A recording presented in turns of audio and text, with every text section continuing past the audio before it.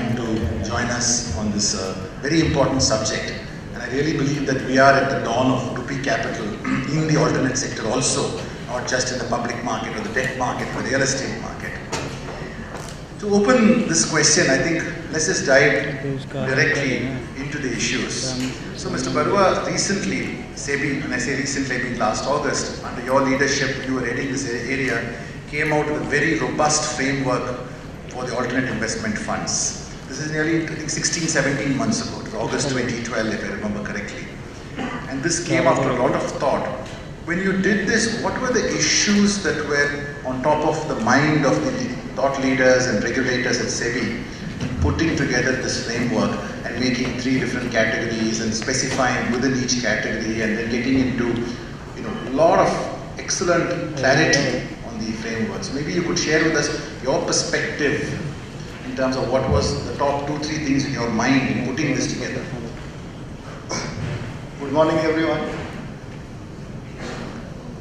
Actually, before this new regime was brought in, there was only one regulation, which was SEBI venture capital regulation.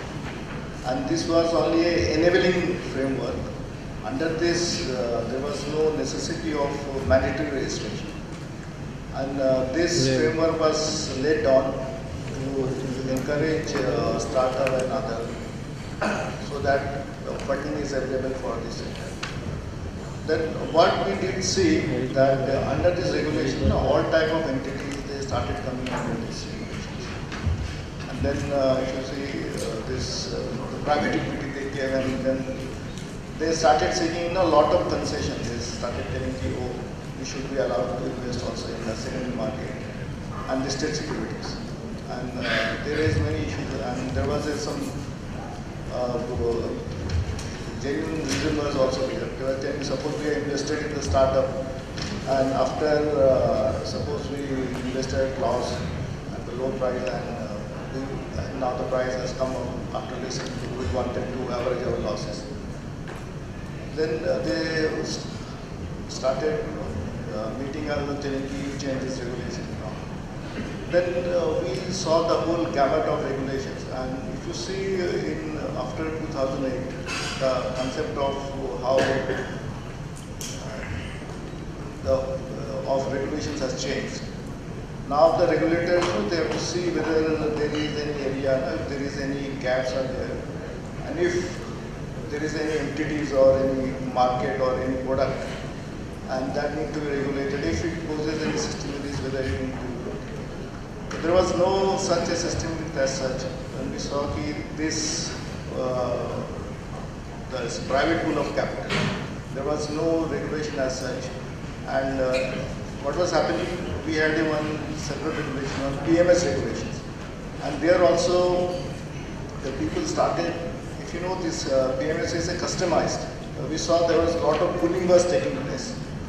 Then we came out of the regulation and we prohibited PMS from putting the capital, because it was a customized service, and you under the guise of this giving a portfolio services, you cannot pool and run it as a mutual fund.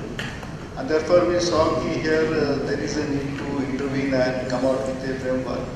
And especially we saw that this private equity as a separate asset class, and this was a patient capital for long-term investment, and it need to be encouraged. Then we floated a consultation paper, and there we came out with the idea of 3.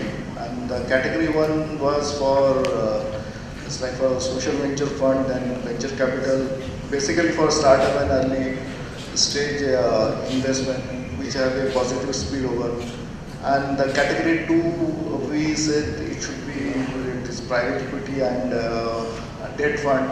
And category 3, the hedge fund, which was earlier, they were coming under the guise under PMS and other regulations. We thought it need to be brought within the regulatory. And also, I think allowed leverage in category. Yes. So that was the.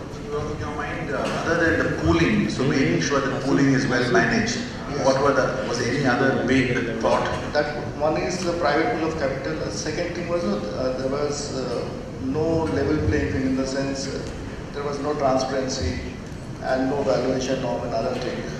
And what we did, we made registration of all private pool of capital mandatory, compulsory.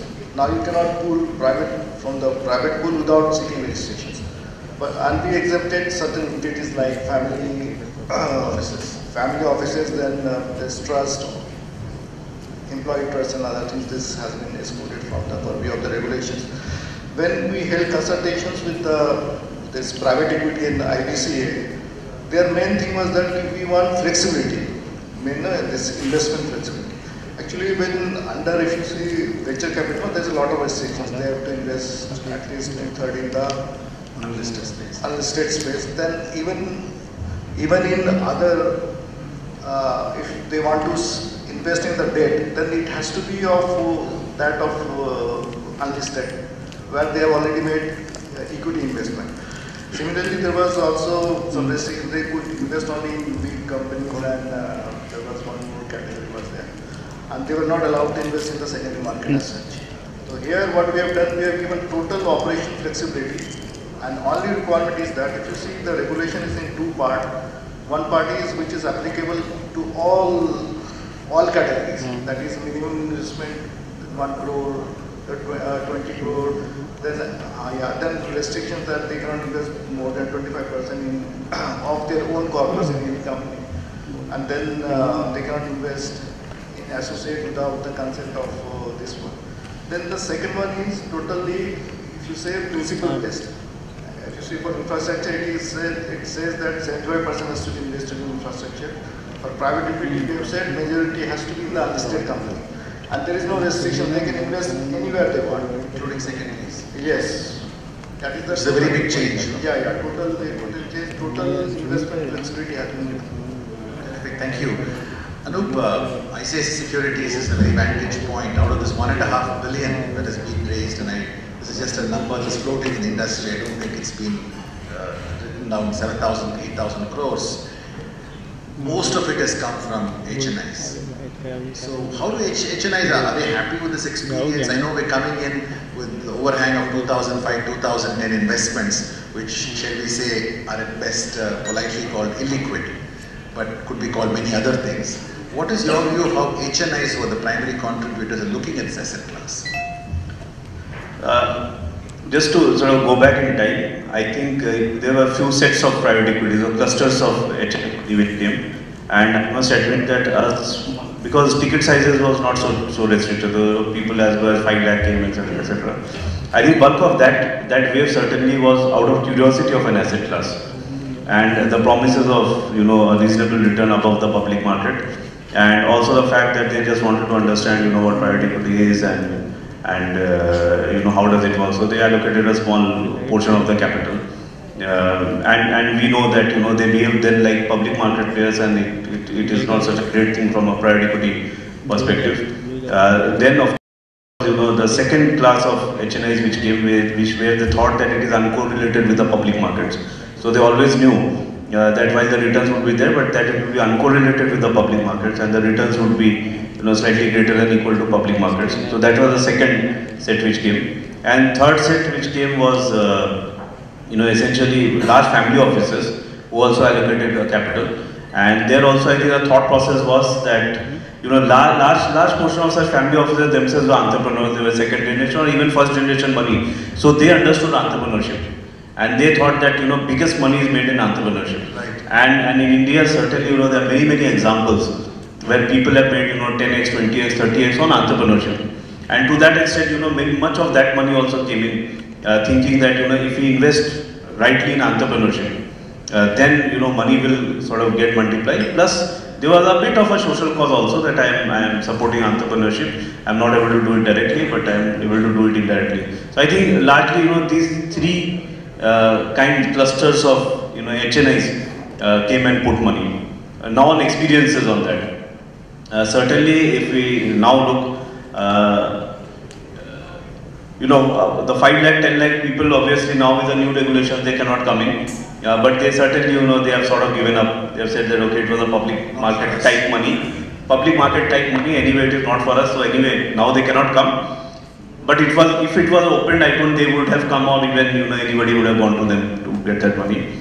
I think the second one is where the issue is, where they thought that it was uncorrelated and they'll get a return, which is sort of greater than equal to the public market. Also, what has happened is that over a period of time, the other alternate pools of money they have also started giving return. For example, if a private equity says that one can get, let's say, 18% or 20% return, then you have the fees and carry and all of it. The reduction in yield is essentially 3.5 to 4%. So that makes it, let's say, 14-15%. You take out tax, and then that makes it 10%. And if you have got 9% tax fee, almost 9% tax fee, 8.6, 8.7, give or take a year, and then. So then they are saying, then it's not such a great attractive asset classes, and B, there is no great evidence to prove that it is indeed uncorrelated.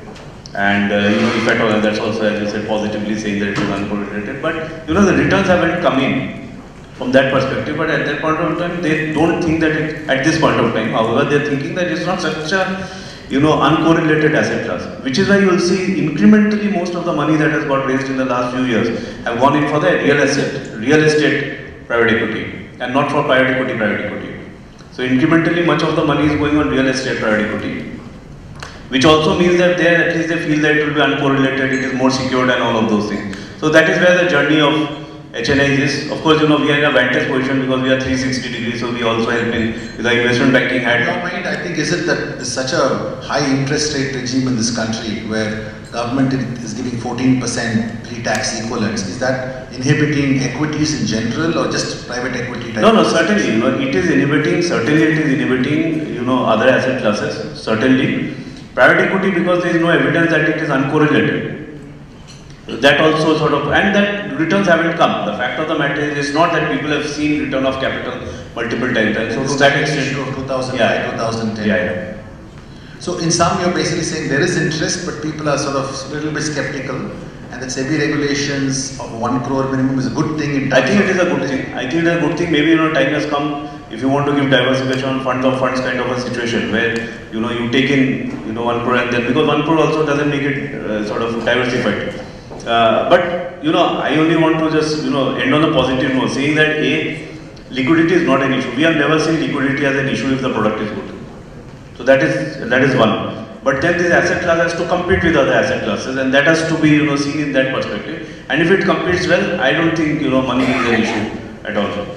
So right now we are at sort of mid-break here. I think SEBI's got very happy. They've come out with a great framework which looks after pooling. There's clarity on different types of asset classes. I think Anup has shared with us that there's plenty of liquidity available, but people need to have better experiences and more clarity that it is uncorrelated or not uncorrelated. And that's where we are. So let me, before I come to Vishal, who's really a very experienced fund manager, I just want to spend a few minutes with you, Satyaji. Institutional capital, there is something like $30–40 billion, depending on how you measure it, between banks, insurance companies, available, yet has been very shy to invest in this sector. I understand HDFC is one of the lead investors in the sector between its own funds and third-party funds. So we know about the market performance, we know about the interest rate issue. Why would not institutions want to participate, just like global institutions, in this long-term, uncorrelated asset class, which hopefully produces 4 or 5 points of premium over and above the market?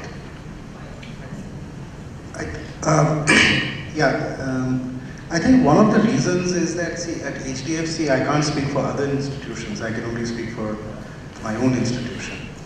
I think one of the reasons is that at HDFC, we have seen that we also run our own book. And when we look at returns which come in from our direct investments, and we even look at the gross returns of funds, forgetting the carry, just taking out the fees, we find that the returns aren't really all that great. Having said that, there have been funds where we have done very well, but these have also been funds where there has been a great deal of engagement with the fund management team and so on and so forth, whether formally or informally. And I think if there is, with most of the institutions, I think if you find that the fund management teams engage in, get down to engaging more with the institutions, I think you'll find that there is a there will be a greater sense of ownership and therefore a greater deal of participation. Is there a reticence to engage with institutions, you believe? Or? I think that to an extent there has been a reticence, that there has been a belief that we know our investing business best, so we will do it the way we do it. A lot of people follow the overseas models and so on and so forth. Now, India is, I know it's a cliched term, but India is a little different. It's an emerging market segment. So I think a little bit of engagement would have helped. Just a quick question. I'm just going back in time to the old prudent man rule, which you are, which says I'll be loyal to my investors, I will diversify, and I will be extremely diligent, right? So in some sense, even though institutions can manage their own funds, isn't there onus on them to also diversify the fund management capability, leave alone the asset classes? Certainly. I think there certainly is a need to diversify the fund management capability. But if you really look at it, when you invest, whether you invest directly into a company or investing into a fund, essentially what you're doing is you're taking a call on a certain set of people. Yes. So, and are there enough of them? There are enough good ones in the PE sector? I'm sure there are. I'm sure there are. Okay. I just wanted to know because that could be an inhibiting factor also, right? Of course it could be. Yeah. So, Vishal, I just thought to come to you right at the very end. And, ladies and gentlemen, please send your questions. We'd love to spend more time answering audience questions. I don't think you can find too often a group like this gathering together who's willing to be so candid and so open about everything. Vishal, MO has been one of the very successful Indian rupee fund managers when we look at this landscape of the last 10 years, especially after 2005, 2006. And here we're hearing that people are skeptical about giving money. They're happy to give money, but they're a bit skeptical about past returns. We're hearing that alternate assets like government bonds give 14-15% equivalent pre-tax. We're hearing that institutional fund managers have seen very good experience to their own fund management capability, haven't yet seen the kind of either openness on the part of funds to listen to them or give them the kind of returns. And we all know the tax issues which as an industry association we keep discussing pass through and so on. So I think coming to you, do you really think you should migrate into some other country and this is not the right place and everybody is challenging us? And the previous panel there was a question that somebody met a private equity manager last week and that person was saying, I think I'll relocate. So I'm sure it wasn't you, but just on the lighter side. Yeah. Should we be here? I would start by saying, as they say in mutual fund and PMS, who have done great performance, that past performance is not an indicator of how future is going to look like. So past moderate performance of private equity funds is not what future holds for us. And Satyajit, in the next fund of ours, if you invest in, we'll engage deeply with you. But coming back to your question, see, we have to realize one thing. Private equity as an asset class in this country only started between 2005 and 2010. It's unfortunate for the industry as such that phase when the industry was really coming up dovetailed with a very poor economic performance that we've seen over the last 3 to 4 years. And if I really not just us, but if I look across the other, let's say, mid-market growth capital funds, and if I look at the kind of companies that they have invested in, by and large, I'm confident that the kind of companies that these guys have invested in have been reasonably good. It's just that the performance that everyone thought is going to come up in between 2009 and 2013 hasn't been there, and that is largely driven by the poor economic performance of the country as such. So clearly, the past has not been that great, and a lot of that has also, you can say that there is some kind of immaturity in the private equity industry, because we also have to realize the fact that the industry is in the phase of evolution. I think pre-2002, no one would have heard of, by and large, what a private equity animal is looks like, but it's only post-2005 when the private equity as an asset class started getting recognition. So clearly one hasn't really seen a lot of exits, despite many portfolio companies doing well. That has also got to do with poor capital market conditions. And that is going to make task difficult for private equity fund managers to raise domestic capital. Calling judgment too early on what is essentially a very long-term asset class, is that how you feel? Now let's look at it this way. Internationally, any private equity fund structure is a 10-year fund structure. 10 plus 2 something. 10 plus 2. Here in India, if you go to an HNI and if you talk about a 7-year fund, and then I faced that when we raised our first fund, it was a 7-year fund, and many people said no to it because of it being a 7-year. Now 7 years is not an adequate time frame for you to either invest or to exit. You will either invest in haste or exit some of your good portfolio companies earlier than what ideally you should have done. So I think a lot of education has happened though over the last 2-3 years, and that should put the industry in good stead. But it is going to be a very slow process.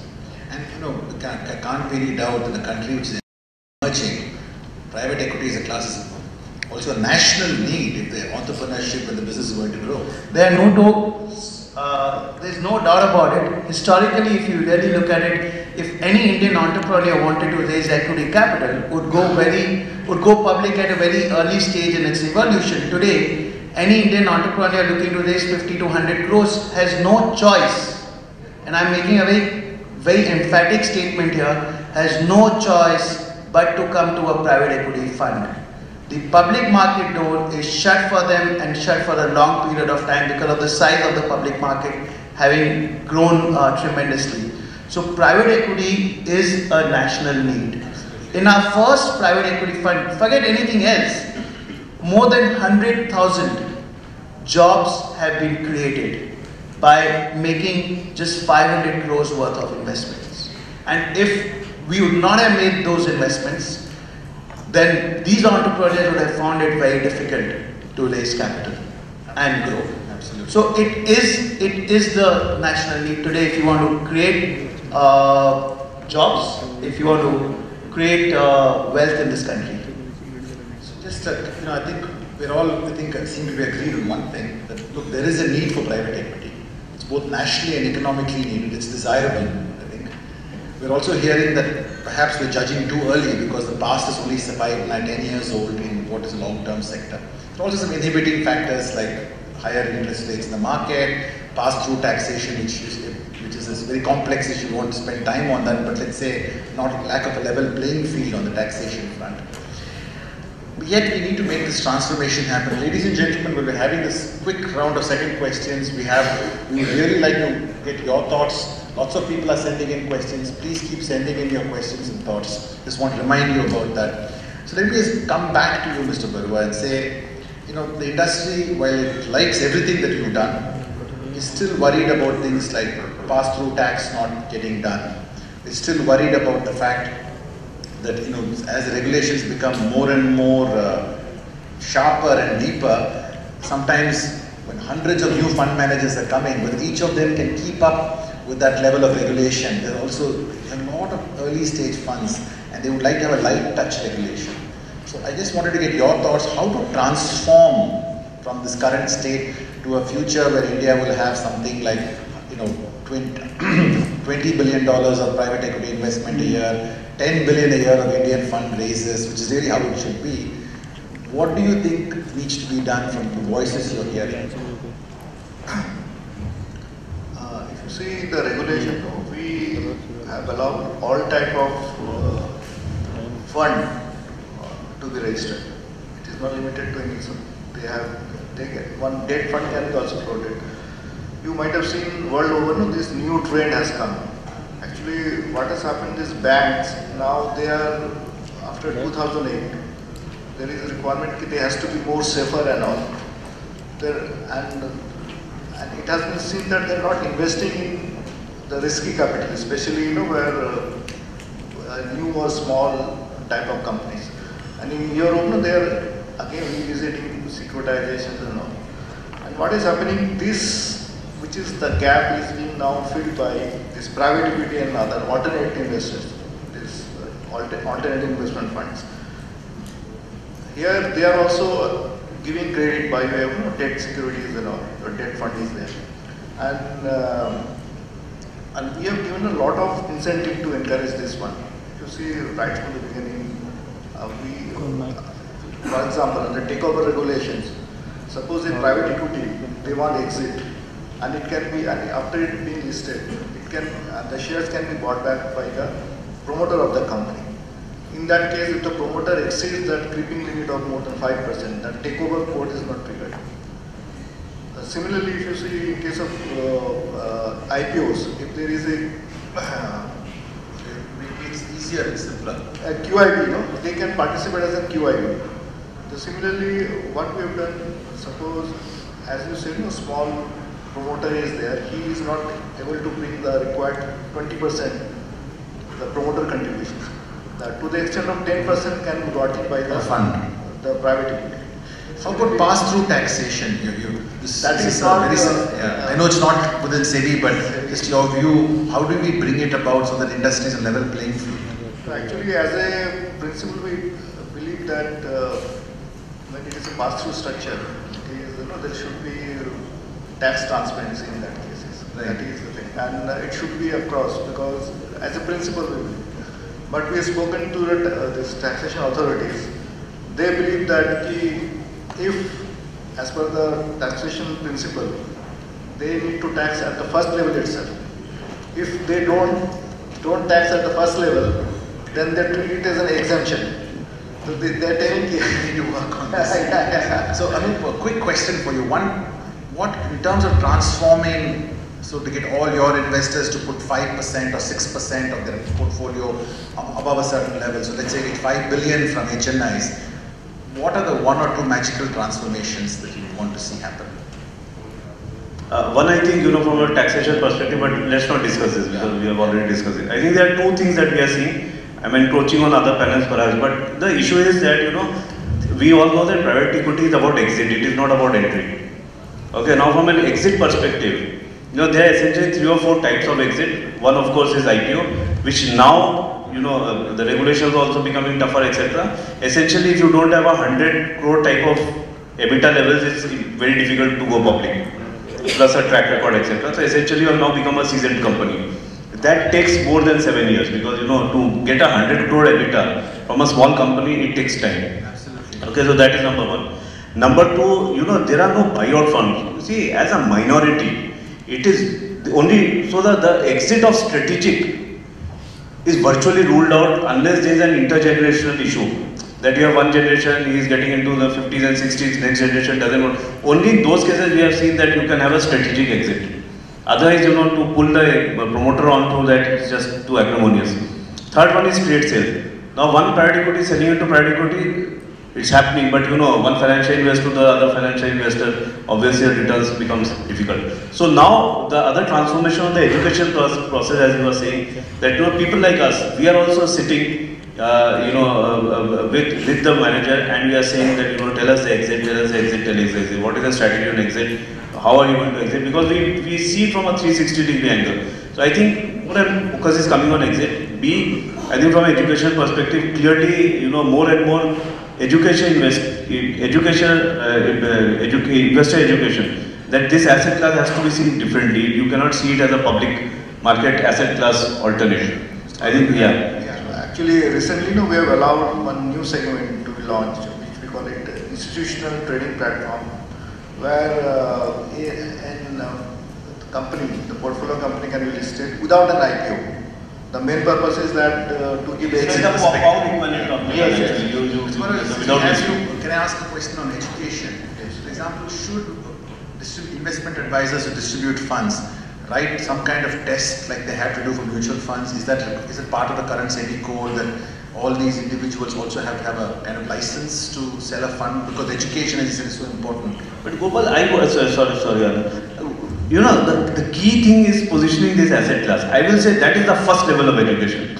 Then the issue is about, passing education, getting certification, etc. Yeah. But I don't think, but now I think it is becoming clearer how to position this asset class. I'm just going by the industries. When you put a regulation in place, the industry seems to move. So I'm not just taking advantage of that. So. No, sorry. quick question to you. Your point, transformation.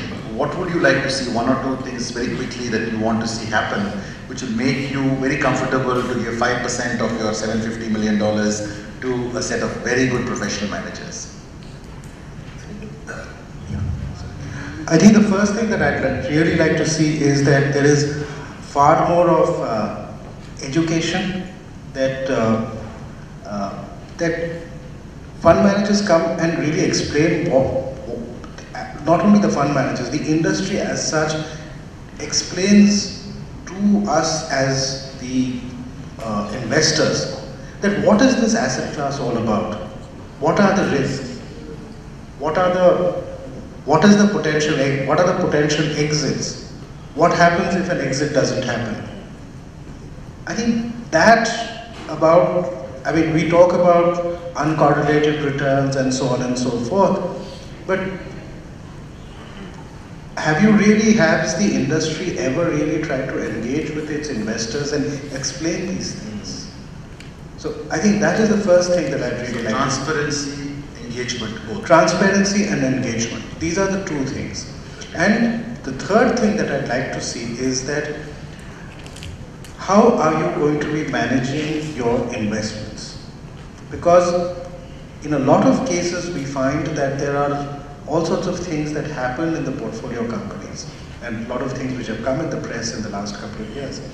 So how are you going to manage those relationships? How are you going to manage those portfolio companies? I think there needs to be a lot more of focus paid on that. Your last words, Michelle, before we go to the audience. Audience has lots of questions. Yeah, sure. Minutes for that. Yeah. Couple of things. One, we've all been talking about tax, and I don't know, I know it's not in SEBI's hand, but like you have long-term capital gains tax when you're investing in a public market stocks, it's tax-free. I'm going a step further. I'm not just talking about pass-through. Sure. I'm saying that investments in private equity funds or AIF should be tax-free because that's a real long-term investment. Like a mutual fund. Like a mutual fund, number one. Number two, if you really see any developed economy, more than 95% of money that is raised for the fund, for private equity funds, they come from the institutional structure, which could be the endowments, pensions, banks, insurance companies and all. In India, it's exactly the opposite. 90% of money that is being raised for AIF is actually coming from high net worth individuals. And we all know any high individual, an HNI's money is actually not a patient capital. They would like to see huge amount of activities. I remember when we raised our first one, our principals wanted us to invest quickly, exit quickly, but it does not happen that way. You really need long-term patience capital, and that can only come from the institutional framework. How do we create a better ecosystem for institutions to invest? Let's say 4 or 5 years ago, insurance companies were not allowed to invest in private equity funds other than the infrastructure companies. I think you guys played a key role to really get that regulation changed, right? And similarly, for the banks are finding it difficult to invest in private equity funds because they have 200% capital charge on those investments. So if you have to create a good ecosystem, you need to give some kind of motivation to these institutions to invest in funds. Regulators should also step in, not the SEBI regulator, but the IRDA, the RBI, PFRDA. Absolutely, absolutely. And if we don't see that happening, I think we cannot create a vibrant private equity market in India, and it's the Indian entrepreneurs who are going to get hurt the maximum, and therefore the country. Yeah. Sure. Just taking off from Vishal's point, I think forget incentives. Because there is one data point. 17% is the total amount comes from family offices globally into PE funds, and here it is perhaps exactly. No, I think forget incentives for institutional investors.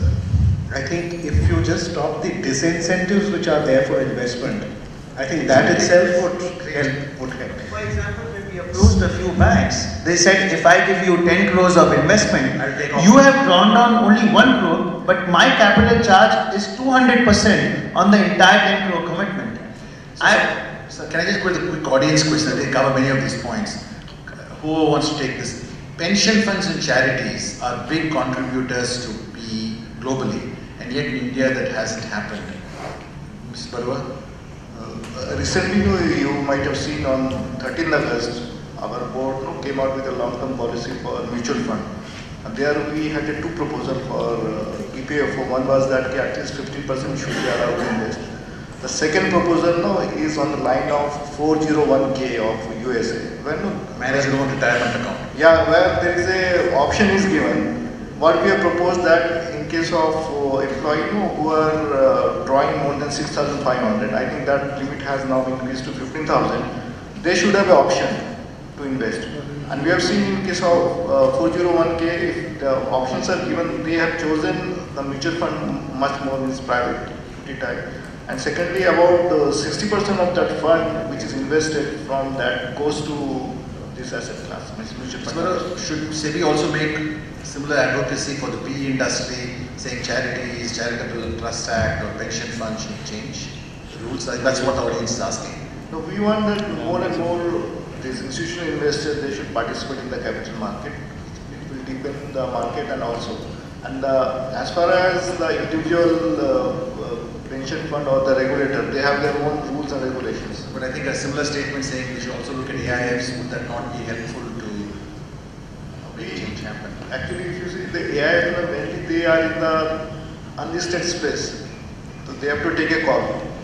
As far as transfer security is concerned, we are that we...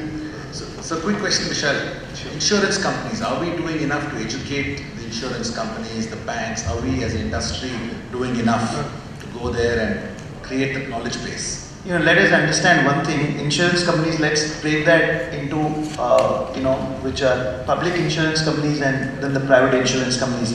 Private insurance companies themselves have not been around for a long period of time. Right, so they are, barring one or two, they don't have enough risk capital pool from which they can invest in private equity funds. That pool itself is not that large.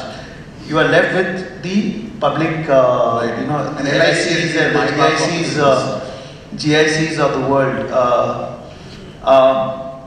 Clearly, one can play a big role in terms of creating that education process in them about this. But fact of the matter is, as both Satyajit and Anup mentioned initially, last 5 years performance of private equity funds have not been that great, right? So, and that inhibits to a large extent for many of these guys to look at investing. So is your point that there's a certain time needed for the industry's development and you cannot rush it beyond? Yeah. Mr. Bala, a couple of questions for you from the audience saying that, gosh, 1 crore is so high, a minimum, and India has got emerging middle class. Why are you shutting us out of alternates as asset class? And equally another question saying that, is there any alternate mechanism where even a 1 crore investor can get diversification? Maybe you want to take a shot at it. Already, I think, actually when we came out with this consultation paper and one of the points which was raised, it should be less, 25 lakhs and all. And this was a conscious decision. We have taken key now for private pool of capital, as many of us were saying whether there is a need of education and all that. We presume the person who is investing 1 crore and then he can negotiate and he is sophisticated enough to see how his money is going, where it is going to be invested. This is not possible in case of public issues, and therefore we wanted to keep this ticket size very high, at least 1 crore. Secondly, as Anup said in the earlier discussion, that we have also provided the floating of the fund of funds, where suppose you have invested 1 crore, that fund can invest in other funds, so you can have that exposures. Even in one fund itself, suppose you invested 1 crore, there is a requirement that this fund cannot invest more than 25% is corpus. That at least there will be 4 fund of one, suppose 100 crore, then it has to be into 4 portfolio companies. It has to invest. So there is some kind of diversification which has been allowed. So recently, we have also come out with a new angel fund where the ticket size is less. And I think you're also looking at pipe funds and other funds also. No, that we have received representation. We will see, because there is a provision in the regulations, other type of fund can also be opened. So quick question, HDFC kind of organizations, why don't you have a proprietary book for making your own private investments if there isn't enough private equity fund managers available? We have that. You do? We do. We invest, in fact, we do a fair amount of direct investing. Okay, terrific. So I think, it's been a terrific panel. I think I just want to check one last thing that anybody has to say. So Vishal, what's that magic word? One last wish that you have to really get India to this $20-30 billion a year private equity market with lots of rupee capital. Any one thoughts? If not, it's fine. Make investments in private equity funds completely tax-free. Anup, making your customers rich through private equity investments. No, I think there are multiple demands on the savings of the Indian consumer, and even within the large institution, I think infrastructure will come above private equity perhaps. I think all of us should lobby to give private equity its due. At the end of it, $85 billion has come into India to private equity overall. I think Indian money, external money. Only 25 billion has gone out, so $65 billion is coming. So we should not make too much about FII money, which is, even if it is 20 billion, 3 years of FII money, versus, this is real hardcore capital. And I don't think it gets its due. Yeah. I don't think it gets that kind of respect from taxmen, from all other people. And it's not. So I think we should raise our voice a bit more, because it's an asset class which we must have. I think very simple, we would like to see some exits. Exits, okay. And Mr. Gaurav, from the industry of, what is the one thing that SEBI should do, which the industry should anticipate? Other than tax, we've already spoken, yeah. I think we have laid down the framework now, they have to play. Ground is ready. And I think it would be great if you make some public statements like you did for mutual funds, I would say. So. No, we find this asset class, it has very good potential. And this is also good for the whole ecosystem, the long-term capital, patient capital. And one more thing we have seen that here we are talking about the exit of this private equity and all. And we are trying to have a lot of alternatives like including the fund. One good thing we saw that even the private equity, it gave exist to many IPOs which were like. That's right, that's right. So thank you very much. It's been a fabulous panel. Thank you so much for coming and being so candid and so sharing. I think we heard 5 things. We're basically saying more transparency, private equity firms should express the strategy more clearly to investors, engage them a lot more, educating both institutional and individual investors is very, very critical.